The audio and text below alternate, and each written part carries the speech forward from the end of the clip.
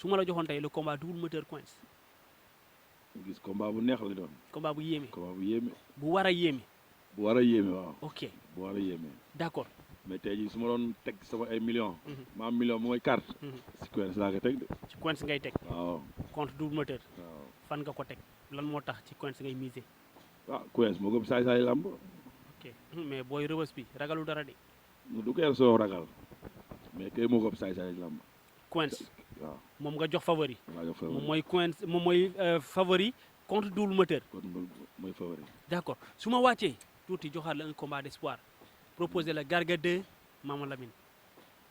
Garga 2 Mama Lamine. waaw waaw Mama Lamine dafa nekk si yoon tamit. bëgg dem waaw te yaakaar naa du xulle ba sa waay freiné ko. ah sa waay tamit dafa nekkoon ci yoon di dem. ñu freiné ko mu gestu may sens Mama Lamine parce que moo ko féete kaw. waaw mais saa boo ko ëpp doole. kan moo ëpp doole Mama Lamine. Mama Lamine moo ëpp doole. moo ëpp et doole. pourtant Garga 2 bokk na ci mbër yi gën a ñeme entraînement ci mbër yi. ah waaw dafa dëgg yàlla moom sama analyse moom. saa yu moo gën a baax yaram quoi. kan moo gën a baax yaram. Mama Lamine moom nga jàpp ne moom moo gën a baax yaram. waaw moom laa jàpp ne moo. kan nga jox favori nga ne. Mama Lamine. Mama Lamine mooy favori. mooy favori. contre Garga 2. waaw. d'accord su ma la joxoon tey armée contre Feugeula loo ma wax ci combat boobu. waaw foofu tamit expérience mooy ñëwaat rek foofu moom fu ma la jox favori moom du ma ko jox kenn. 50-50 la 50-50. amul favori. amul favori diggante armée ak Feugeula amul favori. amul favori. foo teg ne amul favori. waaw ndax Feugeula tamit armée war ko mën a ëpp doole benn. ok te boo xoolee Feugeula tam dese na si làmb yi xayma. dese na këy. xayma dese na këy. waaw kon amul différence d'âge bu nar a dundee foofu noonu. ok ok waaw ba tax na moom 50-50 rek laa gis foofu. rëg-rëg guy gi loo ma fay wax. Reug-Reug guy gi. waaw waaw combat bu neex la de. combat bu war a neex. bu war a neex la waaw. waaw bu war a neex. bu war a neex la ok mais su ma la jox favori tey guy gi laa ko jox de. guy gi nga jox favori. waaw. face à rëg-rëg. waaw. l'expérience moom ngay favoriser ci jeunesse bi. waaw ndax bëri prouvé na lu mel noonu daal. guy gi ñi mu bëreel rëg-rëg bëreegul ak ñoom. bëre ñoom te fu ñu waxee tey la guy gi di dee rek fa lay joxe surprise nit ñi. ok des fois buñ ne tey mu dee mu ñëw surprendre nit ñi. waaw d'accord là c'est bëri na ay clair. booy mu freiné fii. non ak moo leer bëri na ay boy yu mu freiné loolu moom c'est très clair mais tey su ma ñëwoon ne la Fils de Balla ak Général Malika. kooku sama doom ne laa jox favori. Kan la ci- Général Malika. Général Malika ngay jox favori. waaw contre Fils de Balla leer moom mooy favori. mooy favori. Fan nga teg ne moo mooy- doole moo bëre. mu ëpp doole mu ëpp bëri. moo bëre waaw. pourtant nag gars yi presque ñu ci bëri noonu la ñu analyser combat bi mais Fils de Balla nee na moom loolu moo ko neex ci combat bi. non xam nga ñun waxuñu tey moom lañu kay diw la moom lañu faral mooy def. non dama laaj analyser waaw. waaw kay analyse boobu Mais moo da nga ne- moo génne loolu rek. da nga ne Général Malika moo ëpp doole doole moo dàq bëre. moo dàq bëre waaw mais ku daal moom yàllaa xam. kuy daanu yàllaa xam waaw mais Général Malika mooy favori. mooy favori. d'accord là aussi c'est très clair non man j'aime ça quoi su may laaj je préfère su ma la laajee lu leer nga tontu ma lu leer Sokh ak Gamou Gueye sox ak gàmmu gën. waaw Sokh bu Pikine xam sa cosaan ak Gamou Gueye bu Tëngéej écurie Lébu gi waaw foofu naa joxe tuuti favori kii sox. légèrement favori légèrement. Sokh mooy favori légèrement légèrement kay. mais bariwul bariwul de. maanaam 55 pour Sokh 45 pour Gamou Gueye waaw noonu la fay demee légèrement kay. lu tax nga jox ko légèrement favori ci Gamou Gueye waaw gàmmu xam nga tam benn instant tam doole day feeñ si combat boobu. doole dafay feeñ doole dafay feeñ bu baax. da nga jàpp ne Sokh moo ëpp doole moo ëpp doole moom. mais est-ce que ëpp ko yaram nii mais Gamou Gueye Moo tamit ëpp ëpp ko doole tamit non saa moo ëpp doole. Sokh moo ëpp doole sox volume baa ngi foofu noonu kii ba mais day liggéey. di volume bi mi ngi non non Mais day doole liggéey doole loolu wax ju yaaxu doole la jaa ngi Sokh day liggéey moom wax ju yaaxu la loolu moom ku xool xam na ne waa ji day liggéey day rey boppam ci entraînement boppam bu baax. mais est-ce que jàpp nga ni booy tëngeej gi dana nangu loolu moom fu muy bàyyee mooy bagaar bi rek laay wax ne dina fa xaw a sonal sa waay bu bagaaree moom. bagaar xeex waaw jàpp nga ni xeex bi mënoo juum la saa si bagaar bi. Gamou Gueye mën na ko jumloo ci xeex waaw ok ah kon Sokh tu es averti juum la ah ko juum la waaw. benn instant dañuy dellu si waat ci dernière partie bi rek benn instant dama naan cette fois-ci on est avec le lutteur de l'écurie Tay Shinger pensionnaire de l'écurie Tay Shinger en l'occurrence je suis avec Boy Kaza je te salue mon frère waaw je réponds waaye. comment allez-vous je vais bien. et les activités ça roule un peu rek. vous êtes un lutteur professionnel un peu professionnel rek. un peu professionnel Un peu non professionnel. mais vous êtes un professionnel quand même non pas hein, encore. vous êtes dans un écurie l'écurie Tay Shinger un grand N'est-ce pas? écurie kay. qui est une très grande écurie très grande écurie. d'accord vous avez effectué combien de sorties dans l'arène waaw j'ai fait 9 combats 9 sorties. tu as fait 9 sorties waaw et tu as signé combien de victoires 7 victoires. 7 victoires Combien? Juste 2 défaites. Ok. Tu as filé 7 victoires durant ta carrière, durant ta jeune carrière. Et aujourd'hui, tu es prêt à affronter qui dans l'arène? Tes potentiels adversaires. Beaucoup de lutteurs, mais je peux citer trois personnes. Tu peux citer 3 lutteurs. 3 lutteurs. Ok, 3 lutteurs que tu es prêt à affronter. Ouais. C'est qui avant tout? Qui est Pape Ndoye, c'est un adversaire potentiel. Pape Ndoye, le pensionnaire de l'écurie Fass. Bien Tu sûr. penses que c'est un potentiel adversaire? Pape Thiam. Et non, avant tout, Pape Ndoye, il est réputé comme étant un lutteur très dangereux. Il est très fort techniquement, mais aussi il est très méchant. C'est un garçon qui se bagarre, qui se donne à fond dans ses combats. Et pourquoi tu le défies ouvertement comme ça? Techniquement, je ne crois pas. Techniquement? Il n'est pas plus technique que moi. Ok. Ça, c'est sûr. Il n'est pas plus fort techniquement? Non, non. Ok. Ah, moi, je crois que je suis plus technique que lui. Tu penses que tu es plus technique que lui? Bien sûr. Ok. C'est des convictions réelles? C'est réel. Ok. Tu crois vraiment? Tu penses que tu es beaucoup plus technique que lui? Beaucoup plus technique. Ok. Et côté bagarre aussi, si le combat venait à se matérialiser? S'il veut, on prend 2 minutes. 2 minutes. On se donne des coups. 2 minutes. 2 minutes. Se donner des coups face à face. Face à face. 2 minutes. 2 minutes. S'il est prêt à relever le défi. 2 minutes. On se donne des coups. Si toutefois le combat venait à se finaliser, comme vous venez de citer 3 de vos potentiels adversaires, vous avez déjà commencé par Pape Ndoye. Pape Ndoye, bien sûr. Le pensionnaire de l'écurie Fass. Vous dites que vous êtes disposé à l'affronter. Bien sûr. N'est-ce pas? Yes. Est-ce que tu as les capacités de battre Pape Ndoye? Bien sûr. Tu es capable de le battre? Je suis capable de battre n'importe qui. Tu es capable de battre n'importe qui? N'importe qui. Ça veut dire que tu es capable de battre une personne plus forte que Pape Ndoye? Plus élevé que Pape Ndoye. Ok. Une personne qui se trouve à un Ndoye. niveau plus élevé que Pape Ndoye, tu es capable de le terrasser? Ouais. Ok. Tu as cité aussi le nom de, à part Pape Ndoye? Pape Thiam. Pape Thiam numéro 2, le pensionnaire de l'école de Papa Kane. Oui. Tu es aussi disposé à l'affronter? Je suis prêt pour lui aussi. Est-ce que tu es capable de tromper la vigilance de Pape Thiam numéro 2? Je le pense bel et bien. Tu le penses? Ben, Où? Tu peux passer par où? Tu comptes passer par où? tous les points. Par tous les coins. Mais est-ce que tu peux... Oh boy, attention. Tous les coins, ouais. Attention, c'est un gosse très fort physiquement et très fort techniquement. C'est pour cela que je l'ai cité. C'est pour cela que tu l'as cité. Je C'est l'ai pour cité. cela que tu le défies ouvertement. Je suis, Tu es prêt à l'affronter. je suis prêt pour lui.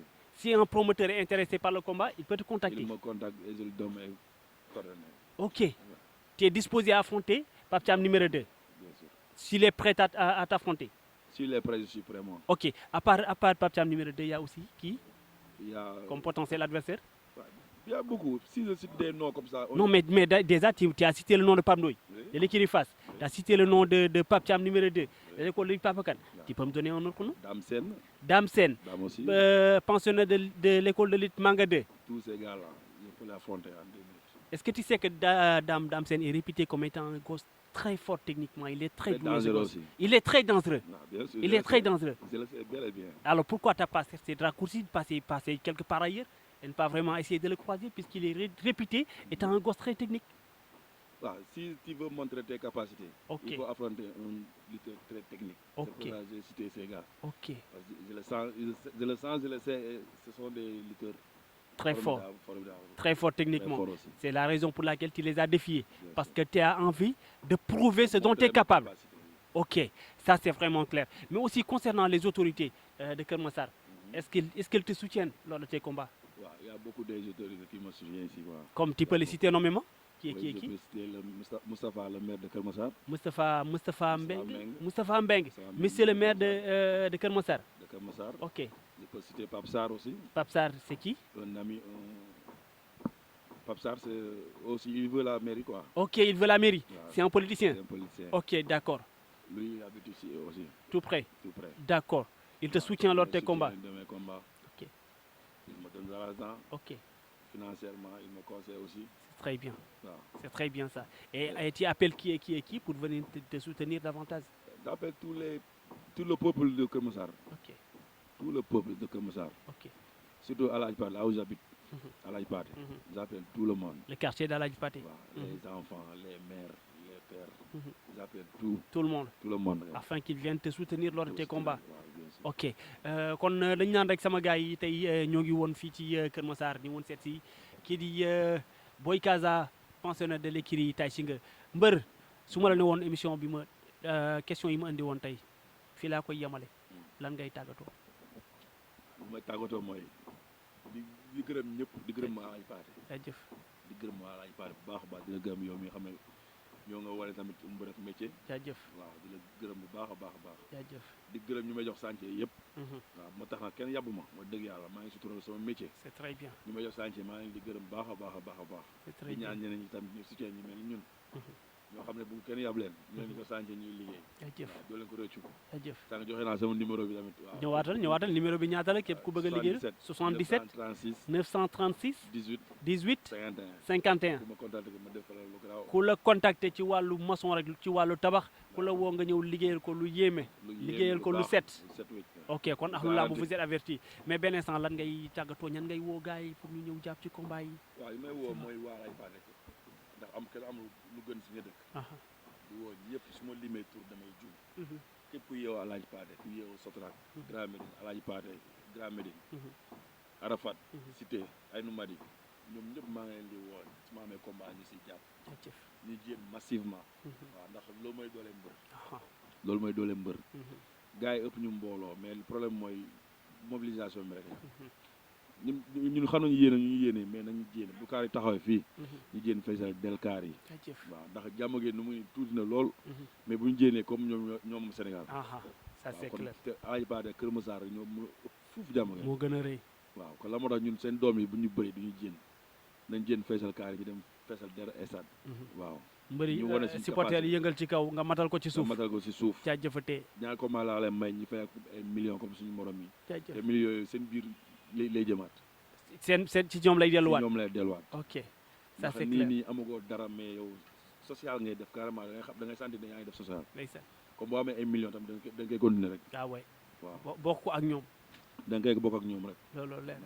waaw benn maa instant ñaan ñu baax a baax ñu jàpp si waaw ñëw jàpp ci combat nañu yokk ñi ci jàpp nañu yokk li ñuy jàpp ñi jàppale woon nañ ñëw jàpp ci jàppale seen doom jàppale seen rakk Boy Kaza mu avancé ci làmb ji avancé làmb ji jaajëfatee di gërëm sama yaay di gërëm ñëpp suñu waakare maa ngi gërëm mère baax a baax mère baa ngi fii ndeysaan maa ngi ñaanal tam ñëpp képp ku am soxla yàlla ko yàlla faj amiin waay di ñaanal saa bokkal écrit bi ñoo ko xam ñoo bokk écrit fu mu nekk fay neexul kenn waaye écrit bi chaque jour dañ koy jooytu dañ koy jooytu te mi ngi commencé yàgg mu commencé yàgg na gaa gëstu dossier am ñu xool ñu koy gérer mu jénn parce que tamit erreur day am waaw ëmm seen chaque jour mu jooytu lu mel noonu waaw waa Kër Massar nañ xam tamit waaw nañ yokk jaan ko waaye lu waaye mën na ko def mu saa bokkal jénn ak Baye Serigne Baye Serigne tamit sama benn booy bu baax bu nekkoon fii ko dem si tolof ko fii mel nii la nekk dañu la ko yàlla delloo si njabootam waaw dañu ko yàlla delloo si njabootam bas ñoom ñëpp maa ngi la ñaan ñu dellu si seen njaboot waaw il est temps quoi parce que dafa yàgg dafa yàgg trop waaw ndax xale bu ndaw nga tëj ko si benn place ba dooleem jeex nga jéem amul benn sens c'est pas intéressant bu dem ba perte espoir rek bu jéene tam day connaître lu muy def wala mu gën a bon kon nañ jéene ñu teel a na leen teel a jéene daal ñu dellu seen njaboot ñu continuer seen activité yi looloo jaadu waaw jàmm ci yow sama gars yi gis ngeen tey nii rek la fay demee saa su ne tey ñoo ngi woon fii ci Kër Massar plus précisément Alaaji Paate ñu woon seet si l'espoir de Tay Shinger l'espoir de Kër Massar en l'occurrence Boy Kaza gars yi ñu ngi ko xam ci làmb ji mais tey chantier laa ko fekk naa ko muy liggéey di dóor waar sëgg ci ciment bi di dóor di raax mbër ak métier mbër ci waaram sama gars yi mbër day am xëy mbër day am ci lu mu jàpp mën a suturlu mbër day am ci lu mu jàpp ba kenn du ko yeb bokk na ci li tax ñu ñëw fekk si waa ji tey fi muy liggéeyee mën na ci bii boor mais aussi mën na ci bee boor puisque mi ngi ci làmb ji avec un palmarès de 9 combats signé ci 7 victoires juste 2 défaites mi ngi ci yoonam nekk pensionnaire de l'écurie Tay Shinger le poulain de Eumeu Sène le poulain du coach Djigo le coéquipier de Boy Diola moom lañ ñëwoon jël si tey le poulain de Tyson 2 moom lañ ñëwoon jël si séq ak moom waxtaan di leen wax que ne bàyyi leen ko xel xàmmee leen ko ràññee leen ko bëggatuma mu sumeeku taxaw ci géew ñu ne kii kàlla mais bu sumee koo taxaw ci géew nañ ne Boy Kaza mi ngi nële di leen jox dig daje ba beneen yoon rek ziaraat jaa ngeen jëf sama gars yi